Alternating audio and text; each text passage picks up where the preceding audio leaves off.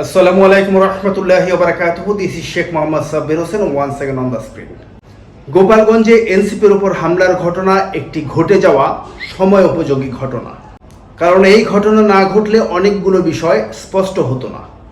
এই ঘটনায় স্পষ্ট হলো মাঠ থেকে প্রশাসন সর্বত্রই হেলমেট লীগ বহাল তবিয়তে বিরাজ করছে এবং তারা সংগঠিত হওয়ার এবং ব্যাকফায়ার করার চেষ্টা করবে। বিএনপি সহ বিভিন্ন দল এই হামলার বিরুদ্ধে বিবৃতি দেওয়ায় প্রমাণিত হয়েছে আপাত দৃষ্টিতে ঐক্যবদ্ধ না হলেও লীগের বিরুদ্ধে সবাই এক এবং ঐক্যবদ্ধ।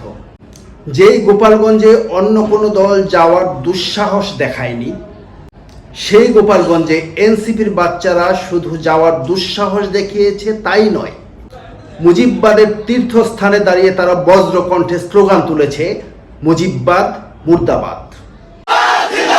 মুজিববাদ মুজিববাদ মুর্দাবাদ মুর্দাবাদ মুজিববাদ মুজিববাদ মুর্দাবাদ মুর্দাবাদ মুর্দাবাদ মুর্দাবাদ মুজিববাদ মুজিববাদ। এটা এই লড়াইয়ের একটা বড় বিজয়। সেনাবাহিনীর তত্ত্বাবধানে হাসনাত আবদুল্লাহদের নিরাপদ স্থানে সরে যাওয়ায় হেলমেট লীগের মুখে যে হাসি, শরীরের স্পর্শকাতর অংশ চেপে ধরলে পুরুষ মানুষের মুখে যেই হাসি দেখা যায় সেই হাসি। রাজনৈতিক দল হিসেবে এনসিপির জন্য এটা একটা ব্রেক থ্রু। রাজনৈতিক দল হিসেবে তারা আরও এক ধাপ এগিয়ে গেল। এই ঘটনা গোপালগঞ্জবাসীদের জন্য একটা স্থায়ী দুঃস্বপ্নে পরিণত হল।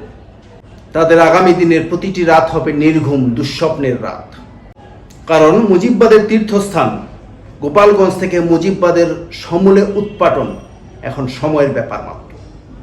সাথে থাকবেন। আসসালামু আলাইকুম রহমতুল্লাহি ওয়া বারাকাতুহু।